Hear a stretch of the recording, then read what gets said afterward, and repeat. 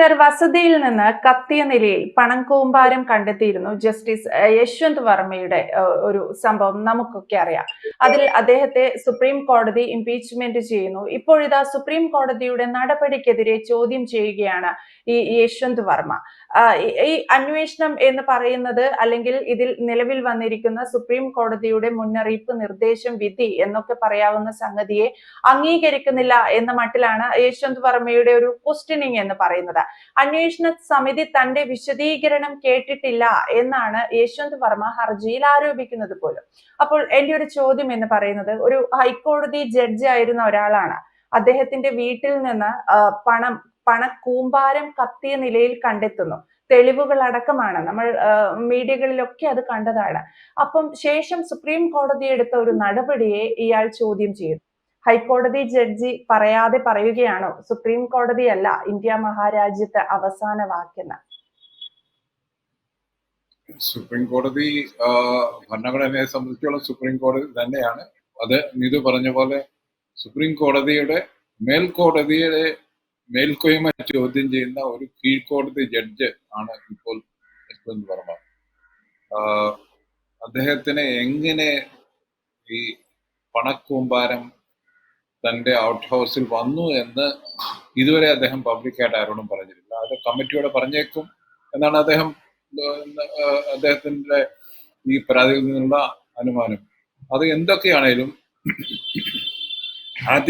ആദ്യമായിട്ടായിരിക്കും ഒരു junior judge, അതായത് ഹൈക്കോടതി ജഡ്ജി, സുപ്രീം കോടതിയുടെ ഒരു കമ്മിറ്റിയുടെ സാധുതയെ ചോദ്യം ചെയ്തുകൊണ്ട് മുന്നോട്ട് വന്നിരിക്കുന്നത്. ഇത് ഒരു പുതിയ സംഭവ വികാസമാണ്.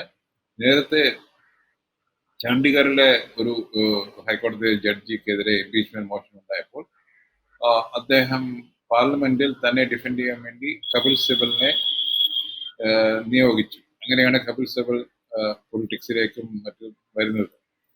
ഇന്ന് അങ്ങനെ ഒരു നിയോഗം അദ്ദേഹത്തിന് സാധ്യമല്ല എന്ന് യശ്വന്ത് വർമ്മയ്ക്ക് മനസ്സിലായി. കാര്യം സർക്കാരും പ്രതിപക്ഷവും എല്ലാം തന്റെ വീട്ടിലെ പണക്കൂമ്പാരത്തിന്റെ കാര്യത്തിൽ ഒറ്റക്കെട്ടായി അദ്ദേഹം കുറ്റവാളിയാണെന്ന് ഒരു ധാരണയിൽ എത്തിയിരിക്കുകയാണ്. അതും സുപ്രീം കോടതിയുടെ നിയോഗിച്ച കമ്മിറ്റിയുടെ അടിസ്ഥാനത്തിൽ. ഇതില് ഒരു പ്രശ്നം മാത്രമേ ഉള്ളൂ. സുപ്രീം കോടതിക്ക് എത്രയും വേഗം സുപ്രീം കോടതി കൊളീജിയം ഒരു പെർമനന്റ് ആയിട്ടുള്ള റിഡ്രസൽ മെക്കാനിസം ഉണ്ടാക്കേണ്ട കാലം കഴിഞ്ഞു എന്നുള്ള ഒരു സൂചനയാണ് ഇതിൽ നിന്ന് തന്നത്. അത് അങ്ങനെ ഒന്ന് പെർമനന്റ് ആയിട്ട് ഇല്ല എന്ന്, ഒരു ഓംബഡ്സ്മാനോ ഒന്നും ഇല്ല എന്ന് ജസ്റ്റിസ് യശ്വന്ത് വർമ്മയ്ക്ക് ശരിക്കും അറിയാം. അത് ആ ഇപ്പോഴുള്ള അഡ്ഹോക് അറേഞ്ച്മെന്റിനെ അദ്ദേഹം ക്വസ്റ്റ്യൻ ചെയ്യുവാണ്. പക്ഷെ എനിക്ക് തോന്നുന്നില്ല സുപ്രീം കോടതിയോ ഏതെങ്കിലും കോടതി അത് അക്സെപ്റ്റ് ചെയ്യാൻ സാധ്യതയുണ്ട്. അതിന് കാരണം യശ്വന്ത് വർമ്മയുടെ നിലപാട് എന്താണെങ്കിലും അദ്ദേഹത്തിന്റെ വീട്ടിൽ നിന്ന് ക്യാഷ് എറിഞ്ഞ നിലയിൽ കണ്ടെത്തി, അതിന് കൂമ്പാരം നീതു പറഞ്ഞ പോലെ, അത് ജുഡീഷ്യറിയുടെ ഒരു മുഖത്തേറ്റ ഒരു വലിയ പ്രഹരമാണ്. അത് അവരുടെ ക്രെഡിബിലിറ്റിയെ ബാധിക്കുന്ന ഒരു സംഭവമാണ്. അതിന് എന്തെങ്കിലും പരിഹാരം കണ്ടേ കഴിയൂ. ഇല്ലെങ്കിൽ ജസ്റ്റിസ് വർമ്മ രാജിവെച്ച് പറയാനുള്ള കാര്യങ്ങൾ തുറന്ന് പൊതുസമൂഹത്തിൽ പറയേണ്ടതാണ്. അത് അദ്ദേഹം ചെയ്യുന്നില്ല. അദ്ദേഹം ഇപ്പോഴും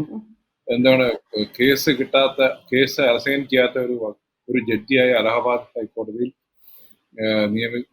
നിയമിക്കപ്പെട്ടിരിക്കുകയാണ്.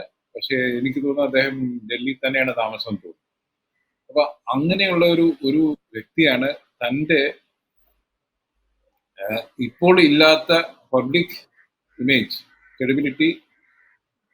ക്രെഡിബിലിറ്റി എന്നിവ വീണ്ടെടുക്കാൻ വേണ്ടി സുപ്രീം കോടതിയെ വീണ്ടും സമീപിച്ചിരിക്കുന്നത്. ഇത് എനിക്ക് തോന്നുന്നത് വളരെ പല കേസുകളിലും പറയത്തില്ലേ, തടസ്സ ഹർജി എന്ന് പറയത്തില്ലേ, അതുപോലൊരു ഹർജിയായിട്ടേ എനിക്ക് തോന്നുള്ളൂ. സുപ്രീം കോടതിക്ക് എന്തെങ്കിലും പറഞ്ഞ് വേണമെങ്കിൽ പാർലമെന്റ് കൂടുന്ന സമയത്ത് സർക്കാരിനോട് നിർദ്ദേശിക്കാം, ഞങ്ങൾ ഈ കേസ് തീർപ്പാക്കുന്നിടം വരെ ഇംപീച്ച്മെന്റ് മോഷൻ എടുക്കരുത് എന്ന് സജസ്റ്റ് ചെയ്യാം. അത് മാത്രമാണ് ഇതിനകത്ത് നടക്കാൻ പോകുന്നത്. ഇല്ലെങ്കിൽ അദ്ദേഹം ചില സുപ്രീം കോടതി ജഡ്ജിമാരെ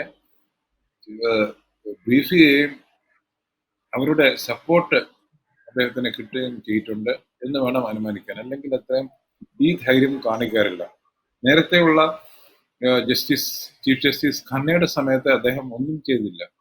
അതും നോക്കേണ്ടതാണ്. ഇപ്പോൾ ജസ്റ്റിസ് ഗവായിയാണ്. അദ്ദേഹത്തിന്റെ ടെന്യൂർ എനിക്ക് തോന്നുന്നത് അടുത്ത മാസമോ ഉടനെ തന്നെ സമീപ ഭാവിയിൽ തീരുവാൻ സാധ്യതയുണ്ട്.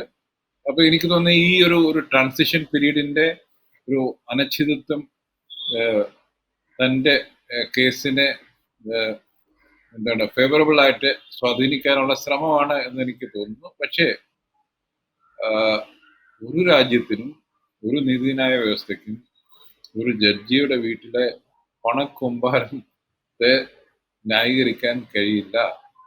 കാരണം ജഡ്ജിമാർക്ക്, എൻ്റെ ഒരു സുഹൃത്ത് പറഞ്ഞ പോലെ, ജഡ്ജിമാരുടെ ജീവിതം അല്ലെങ്കിൽ അവരുടെ സാലറി മറ്റ് പെർക്സും ഒക്കെ വളരെ വളരെ എനിക്ക് തോന്നുന്നത് സിവിൽ സർവീസ് ഓഫീസർമാരെക്കാളും നല്ല രീതിയിലുള്ള സാലറിയും മറ്റ് പെർക്സുമാണ്. അതുകൊണ്ട് അദ്ദേഹത്തിന് ഈ പണക്കുമ്പാരത്തെ എക്സ്പ്ലെയിൻ ചെയ്യാൻ വളരെ ബന്ധപ്പെടേണ്ടി വരും. മാത്രമല്ല, അദ്ദേഹം ഡൽഹി ഹൈക്കോടതിയിലെ കോർപ്പറേറ്റ് കേസുകളാണ് ഹാൻഡിൽ ചെയ്തിരുന്നത് എന്നും കേൾക്കുന്നുണ്ട്. പല സ്പെസിഫിക് കേസുകൾ മുന്നോട്ട് വന്നിട്ടുണ്ട്.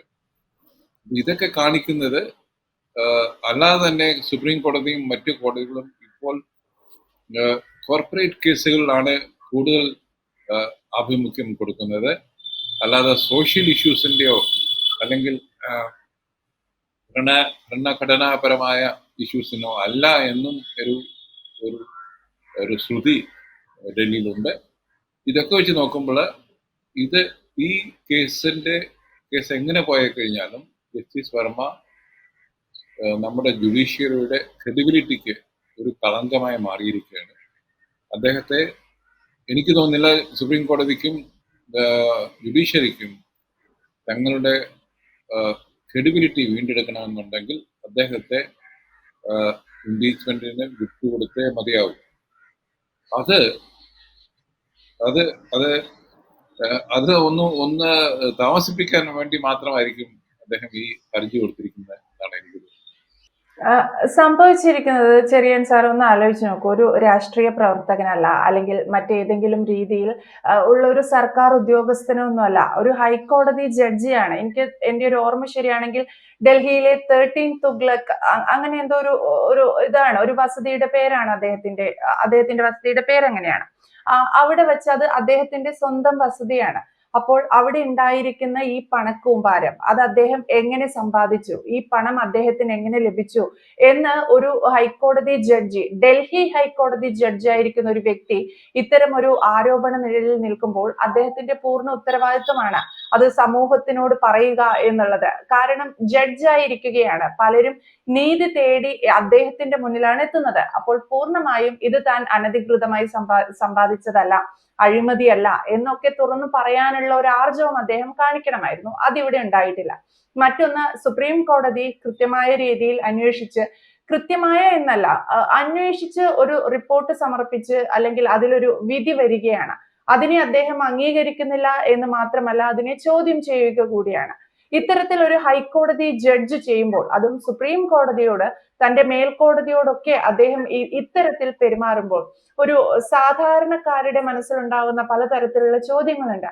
നമ്മുടെ രാജ്യത്തെ നീതിന്യായ വ്യവസ്ഥ പോലും കളങ്കപ്പെട്ടിരിക്കുന്നു എന്നുള്ള ഒരു അസംഷനിലേക്ക് അവരെത്തുകയാണ്. ഇത്തരത്തിൽ ഹൈക്കോടതി ജഡ്ജിമാർ, അല്ലെങ്കിൽ ഹൈക്കോടതി എന്നല്ല, ജഡ്ജിമാർ ഇത്തരത്തിൽ പെരുമാറുമ്പോൾ ഇത് നമ്മുടെ ഒരു സമൂഹത്തിന് നൽകുന്ന ഒരു സന്ദേശം എന്താണ്? സന്ദേശം വളരെ കൃത്യമാണ്. അതായത് എല്ലാവരും പറഞ്ഞുകൊണ്ടിരുന്നത് രാഷ്ട്രീയക്കാരും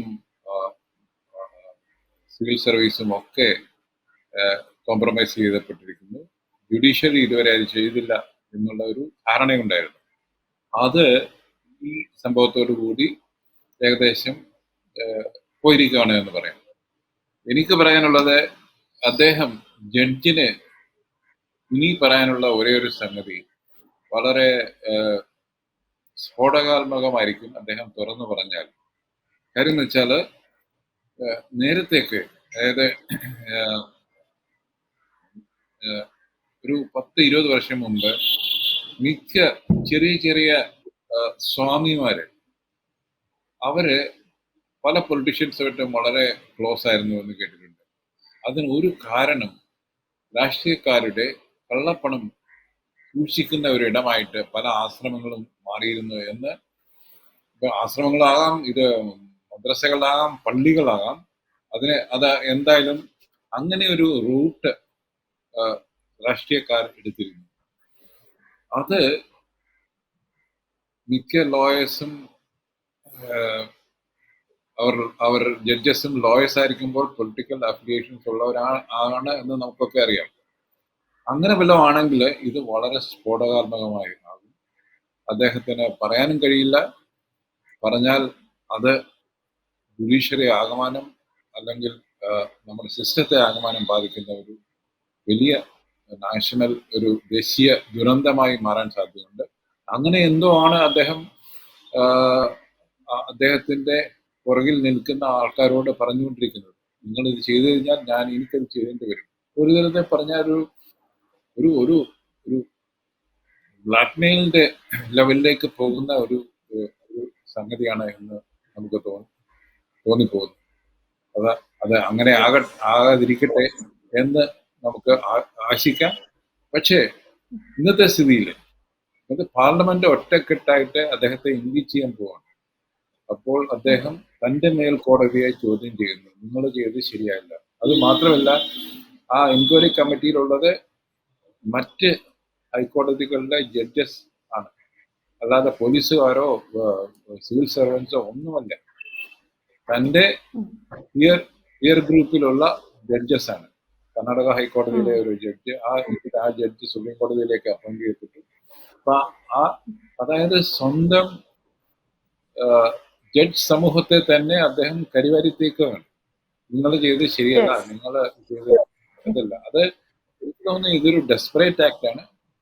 അതുപോലെ തന്നെ വേറെ ആരോ അദ്ദേഹത്തിന്റെ പണം അദ്ദേഹത്തിന്റെ അല്ലെങ്കിൽ അവിടെ പണം വെച്ച ആൾക്കാരെ അദ്ദേഹം ഭീഷണിപ്പെടുത്തുവാൻ കഴിയും. ഞാനിത് കോടതിയിൽ തുറന്നു പറഞ്ഞാൽ നിങ്ങൾക്ക് പ്രശ്നമാകും. അത് ആരാണ്? അത് രാഷ്ട്രീയക്കാരനാണോ, ഇൻഡസ്ട്രിയലിസ്റ്റ് ആണോ, ബാക്കി ആരെങ്കിലും ആണോ എന്ന് നമുക്ക് അറിഞ്ഞൂടാ. പക്ഷെ അങ്ങനെ നടന്നു കഴിഞ്ഞാൽ അത് ഇതിലും വലിയ ദുരന്തമായി മാറാൻ സാധ്യതയുണ്ട്. അപ്പൊ അങ്ങനെ നടക്കാതെ സുപ്രീം കോടതി ഇതിനെ വേണ്ട രീതിയിൽ കൈകാര്യം ചെയ്യും എന്ന് പ്രതീക്ഷിക്കാം.